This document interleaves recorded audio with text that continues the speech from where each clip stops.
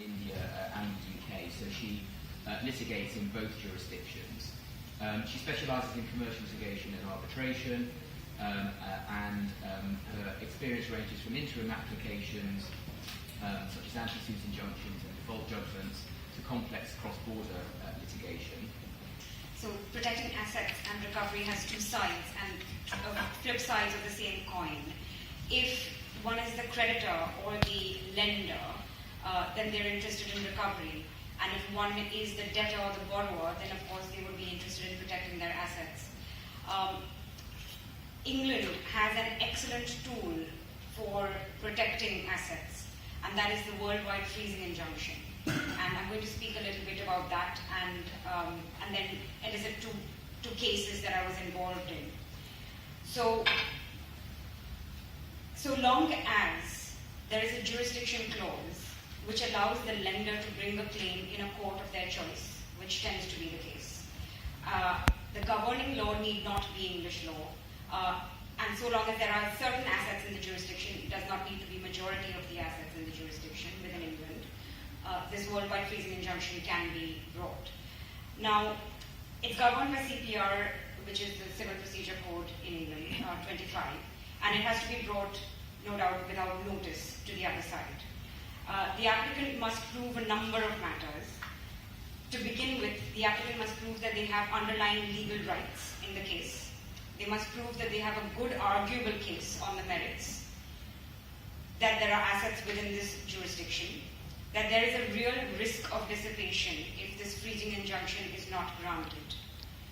And together with this, there should be no delay in bringing this application, because if there has been delay, then that's an argument against the risk of dissipation, because the defendants would have had opportunity to dissipate the assets. And when bringing this application, it is imperative on the applicant to make full and frank disclosure. And for some of the lawyers visiting from India, you might find this, unusual from the Indian perspective, but the applicant is supposed to make disclosure of points that are not in their favor as well. And this is because it's an ex parte application. Now, the court would grant it only if it thinks that it is just and convenient to grant the Worldwide Freezing Injunction. And the court would also ask for certain undertakings. The first one is an undertaking in damages. So following from this ex parte freezing injunction, there would be a return date at which the defendant would be able to argue against it or in favor of lifting the Worldwide Freezing Injunction. And if that defendant is successful, and in the interim would have suffered losses, those losses should be guarded or safeguarded by this undertaking in damages provided by the applicant.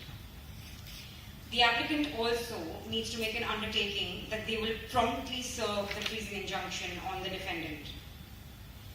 Now, on the return date, there are a number of possibilities that the freezing injunction may be entirely discharged, or varied, or upheld. In the meantime, one is also faced with enforcement and enforcing the freezing injunction. Now, technically, enforcement outside the English jurisdiction is not allowed without the permission of the English courts. However, in practice, and the law firm representing the applicant tends to notify all of the banks and other assets that the defendant might have by saying that they have obtained this Worldwide Freezing Injunction and that there is going to be a return date at a certain date in the future. Now, I also said that I'll speak to you about a couple of Worldwide Freezing Injunctions that I've been involved with, again, to bring it to life. One of them was an Indian bank that had lent a USD loan to a Belgian diamond trader, and this was lent by the Antwerp branch. The governing law was Belgian law, and courts in Antwerp had exclusive jurisdiction so long as the defendant brought the matter.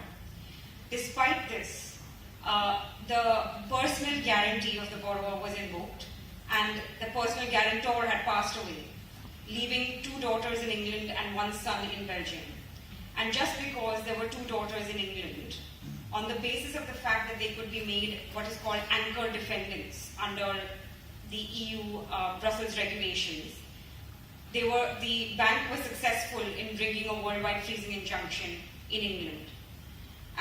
So the assets in the jurisdiction were minor, and the governing law was also Belgian law. But this was a very effective tool to bring the defendants to court, and also to protect the bank, who had, before coming to England, obtained a Mareva injunction from an Indian court for an Indian property, and also had initiated proceedings in Hong Kong, which were both ineffective and did not protect the assets.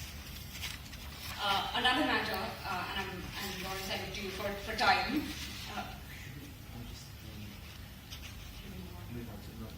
It's a great topic, and regardless of Brexit, the English courts will have this power, and it's a very